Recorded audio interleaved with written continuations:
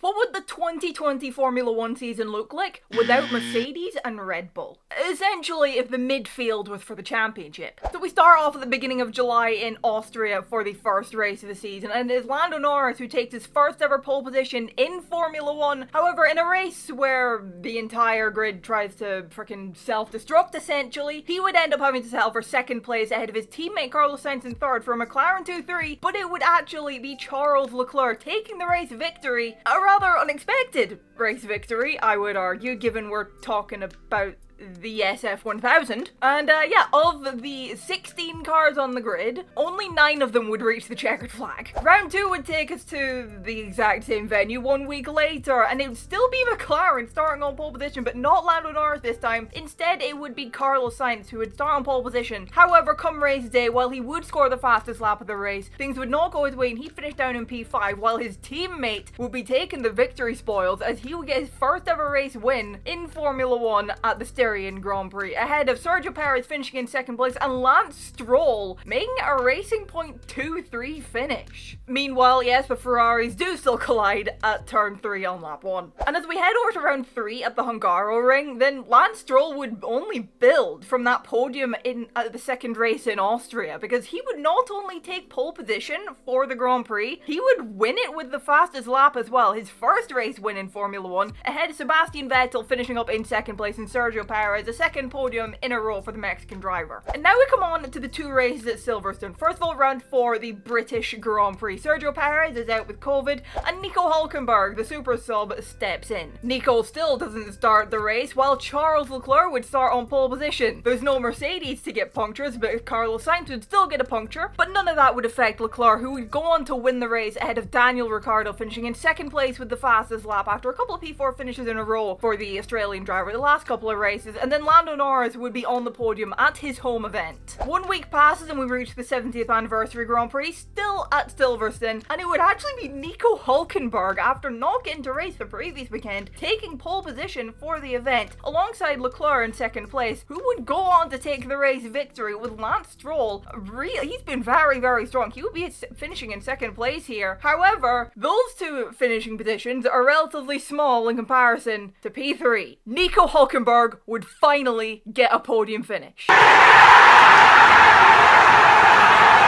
Yep, you heard it here first. If Mercedes and Red Bull were not there, Nico Hülkenberg would get a podium in 2020. Finally. Now, 5 rounds into the championship, it would be, of all people and of all cars, it would be Leclerc leading the championship. Yes, in the SF1000, he would have won 3 of the first 5 races in 2020. I'm not joking. The second place 10 points behind him would be Lando Norris on 71 points, Leclerc on 81, and then it would be Lance Stroll. I said he's been very strong, he really has been. He would be third, only 4 points behind Norris. Fourth place would be going the way of Sergio Perez on 45, and then Daniel Ricciardo would round out the top 5, only 1 point behind Perez on 44. Then the top 10 would be rounded off by Sainz on 40 points, Ocon on 33, Vettel on 32, Gasly on 26, and then Kvyat on 21. And over in the Constructors' Championship, things are very, very close. And I mean a matter of points between them. 113 points for Ferrari in P1 in the standings, 112 for Racing Point in P2 in the standings, and 111 for McLaren in P3 in the standings. I should point out this is including Racing Point getting deducted 15 points, as they did get deducted between the 2 races at Silverstone. Without that deduction, Racing Point would actually be on 127 points and would be leading by 14 points, but they got deducted, so they're actually second on 112. Very, very close. It's a little bit of a gap back to Renault in 4th on 77 points, then a bit more of a gap of about 30 points back to AlphaTauri sitting in 5th on 47. Then Alfa Romeo and Haas are currently tied on 14 points in 6th and 7th, and then Williams are on 6 points after Latifi's managed to score points in his debut, rather unsurprisingly given almost half the grid DNF'd, and George Russell scored his first points at the first race at Silverstone. But now it's on to round 6 in Barcelona. Barcelona for the Spanish Grand Prix. Well, it's not a Spanish driver on pole position, it is a Spanish-speaking driver, as Sergio Perez returns to the grid with taking pole position for the Grand Prix. However, it would actually be his teammate, Lance Stroll, coming out on top for his second race win in Formula 1, ahead of Perez in second place for a Racing Point 1-2 finish, and then Carlos Sainz would be on the podium for his home event in P3. And I feel I need to point out that with that race win, Lance Stroll would take the lead of the fucking championship. I'm serious. You know, I did tell you in the last video of this, 2021, that 2020 without Mercedes and Red Bull is a little bit on the freaking wild order. I mean, come on, we've had Lance Stroll leading the championship, we've had Ferrari winning 3 of the first 5 races. Yes, the driver in question who did it is Leclerc, and we know how talented he is, but he was still driving the fucking SF1000. Anyway, let's head on over now to the Belgian Grand Prix, and this is where Renault really come into their own, as Daniel Ricciardo would basically dominate proceedings with pole position, fastest lap, and Grand Prix win, ahead of his teammate Esteban Ocon, his first podium in the sport, a Renault 1-2 finish. They were very, very strong in Spa, as was Lando Norris, who'll be finishing up in 3rd place. And now we come to the Italian Grand Prix, where I'm not going to spend that much time here because it's largely unchanged.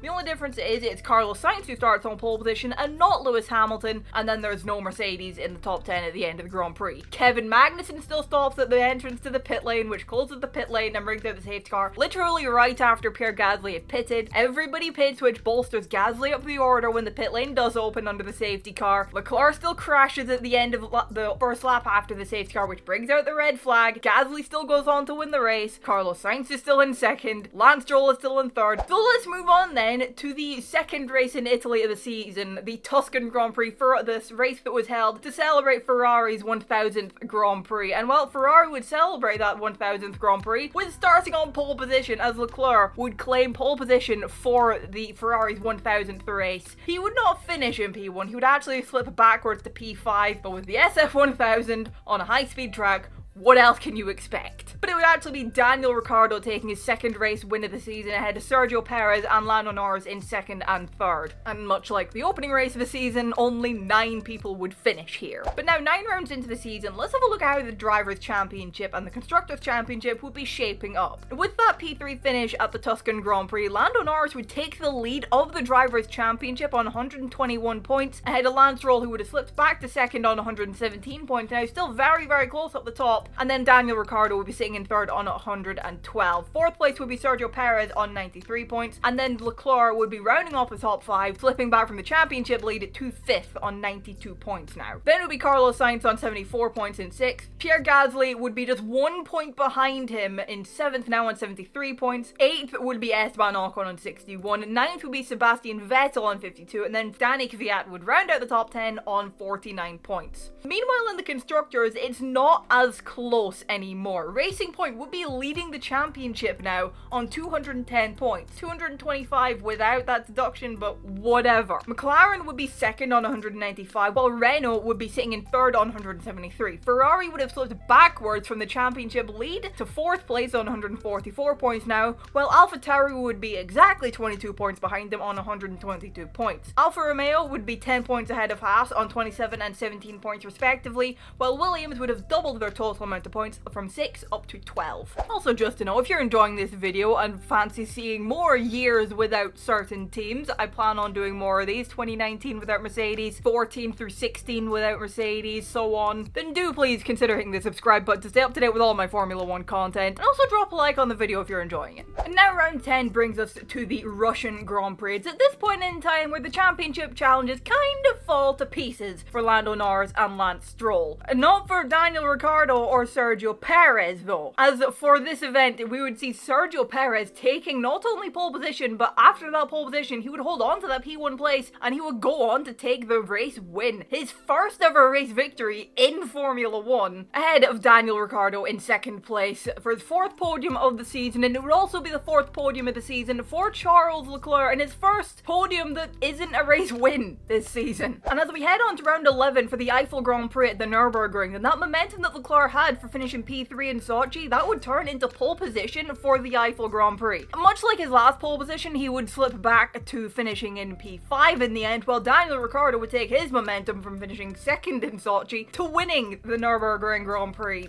That's not what it was called, you know the race I mean. He would win with the fastest lap ahead of Sergio Perez. These two now really becoming the championship protagonists, as Daniel Ricciardo does now lead the standings ahead of Sergio Perez in second place. 20 points separate them at this point in time, but it would be Carlos Sainz finishing in third place after a couple of DNFs in a row. Meanwhile, Hülkenberg is back down at Racing Point and he finishes in P6. And now it's off to Portugal for the Portuguese Grand Prix, the first Portuguese Grand Prix in quite a number of years, but Leclerc will be making it back-to-back pole positions for this season, his overall fourth pole of the season, and that pole position would be transitioned into a race victory, his fourth win of the season, ahead of Pierre Gasly, his good friend, finishing off in second place, and his future teammate Carlos Sainz will be rounding off the podium in third. As we now head on over to the final race in Italy of the season, the Emilia-Romagna Grand Prix, Imola making its return for the first time since 2006, back when it was known as the San Marino Grand Prix. And while it would be Pierre Gasly coming out on top in qualifying, he would claim his first ever pole position in Formula 1, though unfortunately he would still retire from the race as he would still have that problem with his car. But while it will be heartbreak for Pierre Gasly in a race which would see no late safety car for an incident for a Red Bull, because there's no Red Bull to have an incident, it would be delight for Sergio Perez as he would win the Grand Prix ahead of Daniel Ricciardo in second place, and then Leclerc will be on the podium to delight the Tifosi in Italy. As I said, no late safety car. So, you know, the people who pitted under that late safety car, which includes Perez, they wouldn't be pitting. And Perez, before then, was ahead of Ricciardo. Anyway, with that being said, let's have a look at what damage the last 4 races has done to the Drivers' and Constructors' Championship. In the Drivers' Championship, it is Daniel Ricciardo leading the standings on 183 points, but he's only 10 points ahead of Sergio Perez on 173. While third place goes to Charles Leclerc, making a bit of a comeback in this championship. He's on 157 points. A little bit ahead of Lando Norris in fourth on 132. Fifth place is going the way of Lance Stroll, who's still on 117. He hasn't scored anything in the last 4 races, and he's only sitting 3 points ahead of Carlos Sainz in P6, while Pierre Gasly is only 2 points behind that in 7th on 112. 8th place is going the way of Esteban Ocon on 83. 9th is Dani Kvyat on 71, and then Sebastian Vettel rounds out the top 10 on 64 points. Meanwhile, in the Constructors' Championship, it's still Racing Point leading the way on 298 points.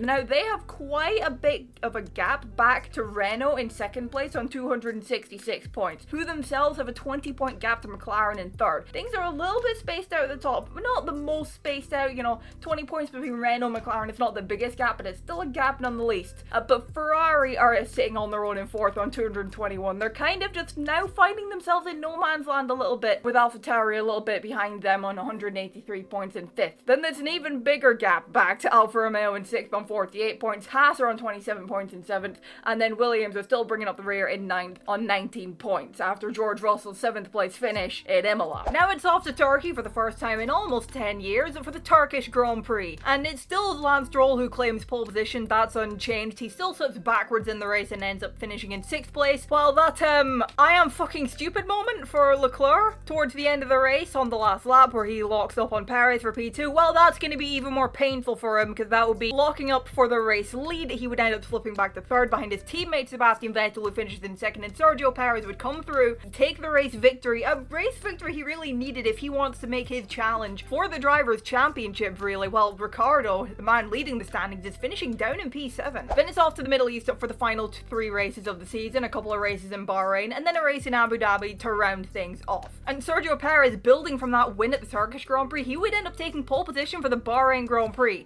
although he would still retire later in the race, as would his teammate Lance Stroll after the red flag restart. The red flag still happening for obvious reasons. The Grosjean incident is unchanged. Not good for Racing Point in the Constructors' Championship, that's for damn sure. McLaren are capitalizing on Racing Point's misfortune by scoring a 1-2 finish, with Lando Norris taking the race win ahead of Carlos Sainz in second place, and then Pierre Gasly claiming his 3rd podium position of the season in P3. He scored all 3. He scored a P1, a P2, then in a P3. But 1 week later, we're racing at the same venue, just a slightly different layout, the Sakir Bahrain outer loop. Fittipaldi has come in down at Haas to stand in for Grosjean, who's now out for the rest of the season, and there's no swaps for George Russell because there's no Mercedes for him to swap into, so he's still down at Williams. Jack Aitken, I'm sorry, you do not get your shot. It ends up being Charles Leclerc on pole position for the 5th time this season. I believe he's actually the one who ends up with the most poles of the season. Rather unsurprisingly, given we know how good he is in qualifying, but also surprisingly given it's, again, the SF1000 we're talking about. I'm choosing to assume that that opening lap turn 4 incident would still happen with him and Perez. There was no Verstappen to get involved, but I'm just going with the run that, you know what, Leclerc would still retire from the race because that was really nothing to do with Mercedes or Red Bull. He still retires while Perez does end up still going from the back of the grid after the opening lap to the front. He wins with the fastest lap of the race, while Esteban Ocon finishes in second, Lance Stroll finishes in third. The podium is basically unchanged. Coming into that penultimate race of the season, he was only about 4 points behind Daniel Ricciardo. And Daniel finishing down in P5 while Perez was, as I said, winning with the fastest lap. That is making it advantage Perez heading into the final race of the season in terms of the fight for the Drivers' Championship. Perez leads now on 224 points while Daniel Ricciardo is in second on 212 points. It's still not impossible for Ricciardo. He could very well overhaul him, but it's very much advantage Perez with a 12-point lead over his Australian rival. Then we have the battle for third in the championship, and that battle is currently being led by Charles Leclerc, with Lando Norris only 6 points behind him, 180 against 174 points. That battle's going to be one to keep an eye out on, so you can get the final trophy-winning place in the Drivers' Championship. But then there's also the battle for fifth to keep an eye on. That one isn't quite as close. Carlos Sainz is leading it on 156 points, while Stroll is 16 points behind him on 114. Gasly, he's 24 points back from Sainz on 132. It will be very difficult for him, but he's not mathematically out of it yet, so that's why I've included him. However, he's also kind of finding himself in a battle with Esteban Ocon over 7th place in the championship, because Ocon isn't that far behind him. It's a little bit of a gap, but Ocon's on 115, but that's a battle that's going on nonetheless. And then finally, there's, in the top 10, there's the battle for 9th, which is very close between Dani Kvyat and Sebastian Vettel, 87 points against 86 points. Meanwhile, in the Constructors' Championship, Racing Point are a matter of points away from winning the Constructors' Championship, despite having that deduction of 15 points. The fact that they didn't have that deduction of 15 points, they would be Constructors' Champions by now, because they are 42 points ahead of McLaren, who are now in second place on 330. All Racing Point need to do is score a couple of points in Sakir, in Abu Dhabi rather, and they've got it. McLaren will be very difficult for them. They're going to more be looking over their shoulder to Renault, who are only 3 points behind them in the battle for second place. Renault, of course, now out of contention for the Constructors' Championship. I feel like Renault are going to be putting all their efforts towards Ricciardo trying to win the Drivers' Championship and not trying to get second in the Constructors. But then we have the rest of the grid, where Ferrari are more or less just confirmed to be finishing in 4th place on 266 points, as is AlphaTauri confirmed to be finishing in 5th place on 219. Then there's the bottom 3, still the exact same. Alfa Romeo on 49, Haas on 27, and Williams on 24. But now let's get into the final round of the season, the Abu Dhabi Grand Prix. Round 17 and 17, it's advantage McLaren off the bat from qualifying, as Lando Norris takes pole position for the Grand Prix, doing everything he can to try and get McLaren this Constructors' Championship. It won't be easy. It would require McLaren to have a 1-2 finish, which they actually would go on to do. However, it would also require both Racing Point to retire from the race, which they would not both retire. Lance Stroll would be finishing up in 6th place, and that 6th place finish would be enough for Racing Point to clinch the Constructors' Championship by 7 points ahead of McLaren. And that race win for Lando Norris while Leclerc finishes down in P9, that would be enough for Lando Norris to overhaul the Monegasque and take 3rd in the championship. But on the Racing Point side of things, while it would be delight that they won the Constructors' Championship, their first Constructors' Championship, it would be utter heartbreak for Sergio Perez, as his car would give out in the early stages of the race, pretty much meaning he can't do anything to try and stop Ricciardo from overhauling him. And with Ricciardo going on to finish in 3rd place with the fastest lap, scoring 16 points, Ricciardo would beat him out by 4 points. Utter heartbreak for Sergio Perez. But let's have a look at the final standings in this season. Daniel Ricciardo is your 2020 world champion, while Sergio Perez has to sell for second after utter heartache at the final race of the season. 228 points for Ricciardo against 224 for Perez. Lando Norris, as I said, wins out in the battle for third on 199 points, while Charles Leclerc will have to settle for fourth place on 182. Carlos Sainz wins the battle for fifth place, as I kind of thought he would, on 174 points, while Lance Stroll holds on to P6 on 148 points, but Pierre Gasly was only 4 points behind him in the end in 7th on 144. Esteban Ocon ends up in 8th on 125 points, while Danny Kvyat holds on to 9th on 93 points ahead of Vettel in 10th on 87. Then we get to outside the top 10. Kimi Raikkonen is in 11th on 33 points, while Nico Hulkenberg, despite only doing 3 races this season, is on 23 points in 12th. Antonio Giovinazzi is just 3 points behind the German driver in 13th on 20 points, while George Russell is just 1 point behind that on 19th in P15. Then we have Kevin Magnussen a few points back from that on 16 points in P14. Then we have Romain Grosjean on 11 points in 16th, and then Nicholas Latifi, the last of the point scorers in his first season of Formula 1, on 5 points in 17th. Then